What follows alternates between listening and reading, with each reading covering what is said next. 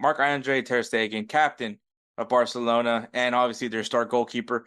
I will say, probably is not having the best season for himself. They're still getting wins, and that's great and all, but he has had a few slip ups. I mean, that Monaco match was unfortunately on him. It's one of those few times where you can blame the goalkeeper, unfortunately, but unfortunately he is out for the year. More than likely, he's going to be ruled out. I mean, he's ruled out for 8 months, but it's because he has a complete rupture in his patella tendon on his right knee. Um, and yeah, it normally you're going to be out for 8 months, and who knows how long rehabbing itself is going to be and getting back into match condition. So you can rule out Ter Stegen is out for the year, and for me that sucks. Uh, I can speak for it a little bit because last year, obviously, Real Madrid had to go without Thibaut Courtois. He tore his ACL, I believe, for the good chunk of the season. And the thing that sucks for Barcelona in this situation versus Real Madrid, that happened when you were still in the transfer window. The transfer window was still open at the time, so they were able to go after Kepa, which I don't know why that was the option. But Kepa was brought in. Luckily, Lunin, won the starting goalkeeper spot, who he did which created an amazing storyline for him, of how he was able to fill a role. Many people doubted his ability as a keeper, but we found out why he's the best keeper in Ukraine. And if it wasn't due to an illness, he would have been the goalkeeper for a Champions League winning team. I mean, he got them to the Champions League final, especially stopping penalties against Man City. So he definitely was the reason why they were there. But I think for Barcelona, it's a little bit more jumping through hoops to try to recover from a loss as significant as Ter Stegen is, because he is a very crucial piece to Barcelona. Yeah, it's I want to go start back at where you started this in the point of you learn to love these stories. Part of that is also you learn to hate injuries, no matter the team. And as a person who's injured my knees, especially so many times, when I hear about a complete rupture of a tendon in the knee, I know how that feels. I know what that recovery like. I know how much it sucks, and I know what it's like to hear you're out for 6 to 8 months, and that's the best case scenario because there are things that can happen, and I know what it's like when things happen and you have to have them repaired after the surgery. It's not fun. It's a terrible situation, and I know for a fact, like in this situation for Marc-Andre ter Stegen, he is in the worst place he could possibly be mentally, and you never want that for a player. No matter if you're a fan of them or not, it's a game. I don't wish anything bad upon my coworkers or coworkers from a competitor of my company. I don't wish anything bad about them. In the same sense that I don't wish anything bad about any player, whether they're Everton, Chelsea, Man United, Arsenal. I don't wish anything bad on any one of them. And so these situations suck.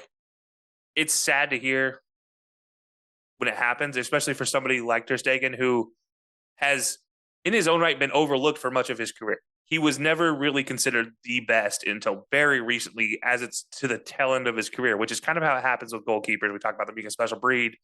Part of this is why is a lot of times goalkeepers don't get recognition until they're in their 30s, until they're in their late 30s or 33 or older, which for football is a old age. And this sucks to see. And again, yeah, like you said, Barcelona, maybe not your favorite team in the world, but it still sucks to see something like this that could potentially plummet a team from being competitive with your favorite team into almost an abyss. Because in this situation, yes, there's options, but it's not always the case. If this happened November, that's a month right near the stretch where you don't have an opportunity to get a replacement.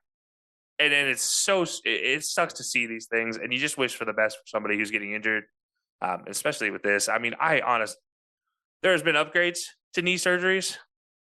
It still sucks. He's going to be bedridden for 4 to 6 weeks. It's not an easy process. You're going to be going through physical therapy the day after surgery.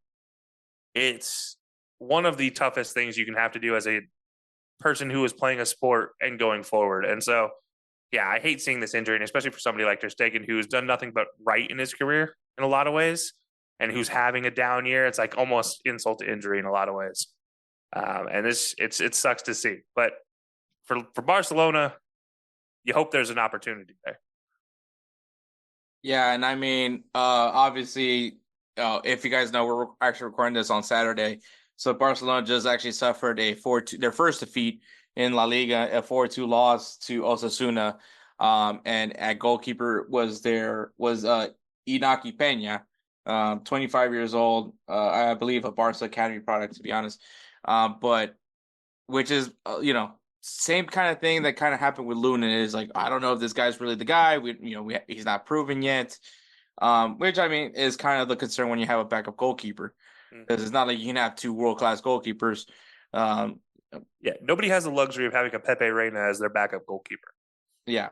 So it's just one of those incidences that it is what it is kind of thing. But I think from that loss, I guarantee you, I can already sense it's going to be more pressure that we need to make sure whoever we bring in is going to start right away. And Barcelona started their search immediately once they figured out once they realized the severity of the injury for Ter Stegen, which if you guys watched the match where he got injured, you can see how bad it was. So they went through a lot. I know Claudio Bravo was talking about coming out of retirement to help Barcelona. Thank you. Yeah, thank you, but let's not do that. Because you've been away for a while. But I think that's kind of the weird part of the situation is because, like I said, there's no transfer window, so you can't go and get a player on loan. Kind of what Real Madrid did, which was getting Kepa on loan. So you can't necessarily do that. So you would kind of have to go for guys that are maybe retiring or have not admitted that they're going to retire, but like, hey, I'm still out in the market, which is exactly what it was. Because some of the names that were brought up, these are two big names, was Keylor Navas, which I think is going to be fucking weird if that does happen because of the Madrid ties. But then again, like, here's the thing though, because I'm a big Keylor Navas fan. One, because he's Central American, and two, the dude's a stud. But and yes, I do feel that Real Madrid disrespected him. I get it. You had a shot at getting Thibaut Courtois. I get it. But the dude won you Champions Leagues. Like, I just want to remind that this guy was part of that team. But and then goes to PSG, got disrespected over the dude. There's like, once again, it just the disdain that people have for guys that are not from Europe or South America is crazy to me.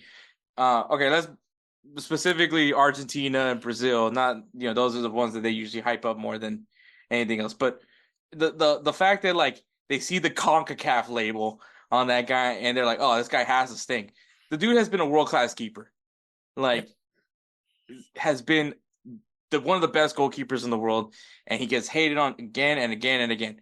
And it hurt. That hurts me as a CONCACAF connoisseur, as a guy that understands Central America, even though Costa Rica is probably a little bit more better off than El Salvador. Actually, no, I take that back because El Salvador is now the eighth safest country in the world. So there you go. Yeah, no, Keylor Navas is being linked to anything. I have a strong feeling. First of all, I have strong feelings on CONCACAF goalkeepers being shunned. I hate it because unlike every other part of the world, we teach goalkeepers how to actually catch the ball, which is hugely important when you're allowed to use your hands. We teach the fine art of catching using jugs machines, which if nobody sat in front of a jugs machine and caught 1,000 shots at you off a jugs machine, let me tell you, it sucks. But you know what it teaches you is how a ball flies in any condition without having somebody on the other side say, oh, my leg's too tired to kick it at you. And then they teach you how to kick save instead. It's the dumbest thing ever. I hate it. I'll hate the kick save forever. So first of all, let me get that out of the way and say Keylor Navas' ranking in CONCACAF also should be something that is also disrespected. That should not be. He's probably one of the best all-time CONCACAF goalkeepers. And I think he's overlooked constantly because of the way he was treated in that club level. And yeah, I mean, for him to be an opportunity to have an opportunity to fill in, I for sure think it should be there. But it's also a great revenge story if he goes. Speaking of stories that we like to follow. That's kind of true. But also, he's been away for a long time. He was linked to go to Leon in Liga MX. Don't know what exactly happened, but that didn't end up ever happening. So some people are Goalkeepers hope. don't have to be the biggest athletes in the world. They just have to stop the ball from going in the goal. It's very true. But I know people are hoping that he goes to the MLS. Who knows? But I do think that he's very much still capable of playing in Europe. And then the other name, which was a name that actually announced he was retiring, and that is Juventus goalkeeper Wojciech Szczesny. Which, if you guys are familiar with this podcast, I shit on that guy plenty of times because he was terrible at Arsenal, but all of a sudden became world class keeper in Juventus. So, Don't which forget his bad Roma days too. which is very fitting, because that's very on par for former Arsenal players. They leave Arsenal and then they go out to be better than what they were. I guess Gnabry is Yeah, another one. Chesney's an interesting situation. I've never liked him as a goalkeeper until he got to Juve, and then it's like all of a sudden something clicked for him.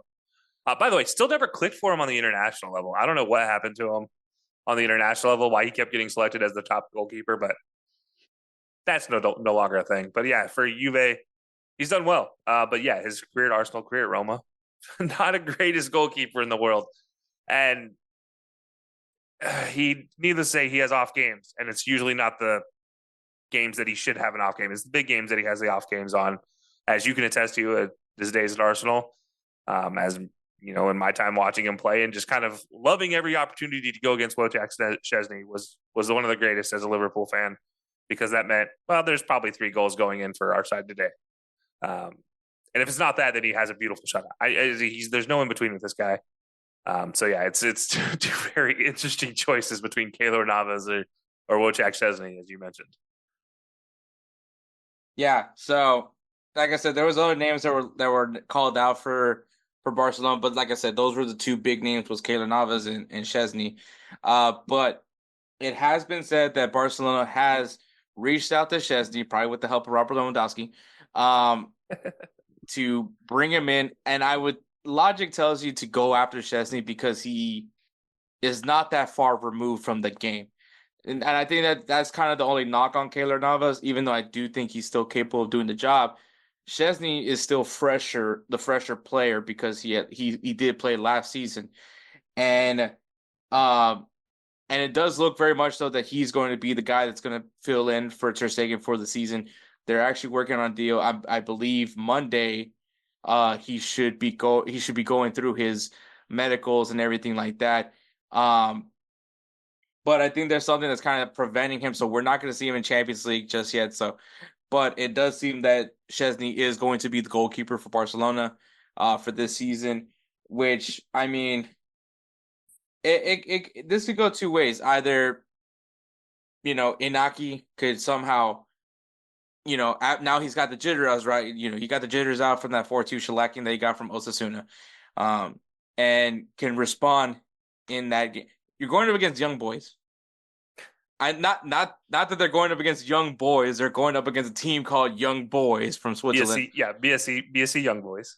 Yeah, God, it's hard to say that, say that team's name, and then you're like, yeah, they just beat up on, so Between that or the Orlando Pirates, take your pick of which one makes you laugh more. the only thing that team's afraid of is P Diddy.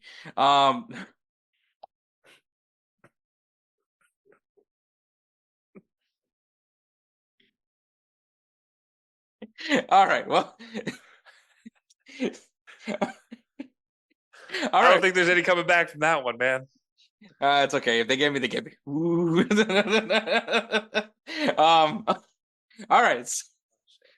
So there is some things that are stopping Chesney from necessarily signing right away, but they're going to go through his medicals, and he should be on the roster for Barcelona. And like I said, this can go two ways. Like I said, Inaki Pena could either respond better against BSC Young Boys, or they have the confirmation that he's just not ready just yet for uh starting for being with the first team. And then hopefully at that point, Chesney has the clear to go ahead and start playing come next weekend. Uh, like I said, that's still up in the air, but uh, at least for right now, Because I think the next option is an academy player. So Never know. that's very true. Yeah, it's with young players like this, young goalkeepers especially. This is the best situation for him. He's gotten the first game out, and he knows they're bringing in somebody to backstop him. So what does he have to lose? This isn't the Kepa situation at Chelsea. This is very much a situation like you mentioned last year with Madrid, where you have a young guy where you just have questions about him, you have potential concerns, but he hasn't had any game time, and he's guaranteed to get game time against a team that is experienced in European competition in BSC Young Boys, and so you're going to learn really quickly how he's able to adapt, and it's also kind of the best situation for him to kind of get his feet wet, if you will, in Champions League play because of the rest of his team. Now, Barcelona is a very young team, so this might be the situation where you're building something that's going to be long term, and maybe Szczesny coming in just gives Inaki Pena the push that he needs to get over that edge, because he's just like, you know what? Worst case scenario, I'll go back to being a backup. Cool. Let me just go do my thing. And then he's going to show exactly why he's been the number 2 at Barcelona, which is not an easy place to go to and be a goalkeeper ever, let alone be a number 2 where you might be asked to, be dropped on the spot like this at any time. So there's a reason he's there, not just financial ejection of players. There's a reason he's the number 2, and there's a reason they don't want to just ship him out and replace with Szczesny. They want to give him an opportunity. And I think this is his perfect opportunity to be like, hey, I'm here. I'm going to build myself, as you mentioned, with a team that is built around Yamal going forward. This is the perfect opportunity for Inaki Pena to just step up and be that dude. And, this is where stories are made, as they like to talk about in the Champions League commercials. And they don't do it anymore. But in the 07, 08s, they would always talk about this in the commercial lead-ups. This is the dreams are made on these nights, on these European nights. That's what's going to happen here. You have an opportunity to make your dream happen. If you're a 25-year-old goalkeeper, especially, you're not going to get very many chances at Barcelona, except for this. Like, this is go make it happen is what I look at as a coach. If all I'm telling him as a goalkeeping coach is just like, there's a reason you're here, dude. After 18, you don't learn a whole lot of new things as a goalkeeper. You just learn how to be more athletic. So now he's got a one game under his belt. Go get your second game under your belt, and let's see what you can do. That's very true. And so, I mean, it's good that they're at least have options at goalkeeper, right? Once you bring in Szczesny, experienced goalkeeper, hopefully, if Barca fans are hoping that something similar to happen with Real Madrid, that Inaki does step up, and I mean that's very much a possibility. Yeah. But obviously, the next question would probably be captain, and like you mentioned, a very young roster. There's some experience there, but a very young roster nonetheless. And Ter Stegen was that captain. He was the captain for Barcelona this year, and I believe last year as well. Mm-hmm. Who takes it? Who has to step up in that mantle? Ooh, man, that's the toughest question. I think the obvious choice here should be Robert Lewandowski. However, 2 things. You have Ronald Araujo still hanging out. He's a academy product, and they love to give their captaincy to academy products from Barcelona. And then also, Barcelona is very much injury ridden right now as well. Yeah, that's it. And that's the other. And Araujo's one of those guys. And he is. And then you look at potentially Gavi or Pedri as the other 2 options. And that sounds funny saying Gavi in there, but there's not a lot of other opportunities here to assign somebody. Maybe Dani Olmo carries the captaincy, but for a while there, I don't know if he's ready yet. I feel like you look at this and it really comes down to just health. Whoever's healthy between Lewandowski, Araujo, and potentially Pedri as your captain, or maybe Dani Olmo, and you just have to hope for the best in that situation of who can calm them, because that's really the job of the captain is on the field. You got to keep your players calm and in check, so that way you can make the needed adjustments from your coaching staff to get the win. And so whichever one of them can be a vocal leader needs to be the captain. It doesn't need to be a USA, I'm going to give the armband to the guy who's quietest situation. It needs to be I'm going to lead you vocally and with my play type of a situation. So whoever the best performer is, it might, and maybe that's what they're going to do. Maybe that's what Hansi Flick is gonna plan here. Is something like best performer of the week gets the captaincy every week. Maybe that's the way he has to do it going forward for this young team. It wouldn't be the first time we've seen a young roster have a rotational captain in a kind of fill in position. So yeah, That's there's a very lot of true. opportunity, but it would be unheard of at Barcelona, but it's not unheard of at a smaller kind of feeder club in a lot of cases. So That's very true. But I would say, just looking at the injury list right now for Barcelona, so they should be expecting to get Gavi, Frankie De Jong, Danny Olmo, and Fermin Lopez back October 16th. Those are their expected days to be back. Ronald Araujo is supposed to be expected the 1st of November, and yeah, it's uh, tough. that's yeah, because the rest are. I mean, Christensen's expected to come back January 1st. And then after that, obviously Mark Bernal, who also tore his ACL at the before the season could even start, and he was a very promising player. See, this is what I'm telling you, man. Like me having to like watch Barcelona now, and I'm just like, wow, that guy's pretty good.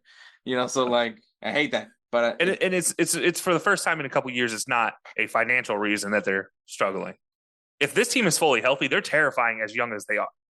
yeah, and I think that kind of is also to a fault as to why that Osasuna game went down the way it did, the 4-2 loss, because it was a very young roster that went out there.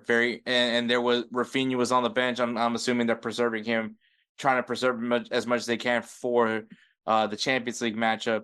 Because honestly, I'm surprised that he wasn't starting because he is the hot hand right now for He's also Barcelona. an often injured player too, and that's something with him. He's like you have to worry about that now because now you're like, all right, well we're down like 7 guys, so that normally will have a majority of our squad minutes. So now we have to figure out a way to get the minutes we need out of our 72 games we have to play potentially this season amongst the remaining 18 of our 25-man roster, like of active like first team and bench players. And that's that's not easy, man. That is a hard thing to try to do. Thankfully, with that is one thing with Hansi Flick that he was always good at is his man management skills. So there's going to be this might be the best time for it to happen if you're Barcelona, where you're looking at it in like down long term, where you have Yamal, you have Ferran Torres, these guys all at a very young age. And 3 years down the road, they're going to be like the most experienced players in the world. And they're still going to be 27, 21, and 23 type of things. Like, yeah, but it's going to be a tough thing. You're kind of explaining Real Madrid right now. Yeah. What is Real Madrid 3 years ago? Because all those players are still young, but they're experienced. So it's insane. Like I think Rodrigo's only like 21 now. He's probably 20, like a little 22, 21, 22. Yeah. So wow. But yeah, Vinny's still under 27. I think it's 25, 24. Yeah, somewhere around there. So yeah. It's insane. But yeah, I think the captaincy, I mean, it's the guy that Hansi has the most, they have the more compatibility because obviously of what they were able to achieve at Bayern Munich, and obviously Lewandowski should be the guy that wears the captain's armband. Look, this is just me. Like I'm just gonna say it's just me. I find it weird to give it to a forward. I do too. Okay, it's just weird. I agree. Now there's exceptions to the rule. Raul is one of them. Karim Benzema is another one. Robert Lewandowski was probably captain for Poland because he was literally just the best player on the team. But aside from that, like it's just for me, it's weird to have the captain be up front. Because I want somebody that can see the whole match to be able to communicate with the lads, and it's just like for me, it's like goalkeepers make so much sense to me for being captain. I mean, they're basically captains anyways because they're the ones having to like explain try to get everybody on the same shift, pointing out any open mans and things like that. So they're basically captains. They just don't have the armband. And I mean, defenders is another one that you probably see very commonly are captains, and even midfielders. But when you and I'll even let a winger isn't that bad to me. But when it's a forward, it's like you have the technically the most selfish player on the field, supposed to be the most selfish player on the Yeah. field, Yeah. is going to be your captain, and which once again that doesn't describe Benzema. Was never your traditional nine, which I think that's why it worked so perfectly for Real Madrid all those years because he doesn't have to be the one scoring the goals, but he did anyways. But and even the same thing for Raul. He wasn't necessarily your typical striker, but Mm-hmm. Robert Lewandowski is. Yeah. So, Yeah. so so that's just and I mean if you guys feel that strikers can be captains as well, I'm not disagreeing to it. It just feels weird to me. Yeah. I think there's a difference between a striker and a Raul Benzema. I'll even throw in Ibrahimovic in that commentary, even though he is probably one of the most selfish players in the history of the game. He was selfish for wanting to win. And what I mean by that is what I mean by these type of players, as you mentioned, they're not necessarily true and outright. I hate saying this term, but poachers. Mm. Like they're not just the guys that are good. They're the guys that are going to pick up the ball at the midway line and try to make something happen and Yeah. try to start building an attack through them, which is what you want from your best player in a lot of those cases. But at the same time, Lewandowski's a guy that's going to hold up play and then just make the dump off pass. He's not going to be the guy that makes that cutting pass to a attacking winger down the sideline. He's not going to open up Yamal for a 30-yard run down the sideline that's going to get him one-on-one on the keeper. He's not doing that. Whereas Ibra, as you mentioned with Raul and Benzema, they'll do that. They happily did that in their career. Now, did they end up on the finishing end of a lot of goals? Yes. Does Lewandowski get a lot of goals? Yes, but they are completely different for why they get a lot of goals in the way that ends up. So I agree. I've never liked the idea of a out and outright striker being the captain. It does bother me.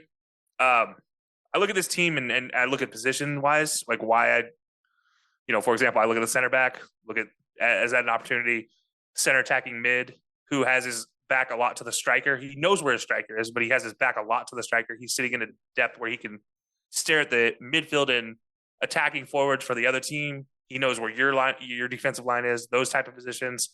And then obviously, goalkeeper should be. I'll say like left back, maybe right back. Jules Koundé potentially is an opportunity here, but he's always got his own things as a player. You never know what he's going to play like, so that's always tough. And as a captain, you said it. I think you have to have a lot of trust in whoever they end up giving it to. And I don't know how many players are healthy that he has a lot of trust for right now, which is so hard to do as a coach.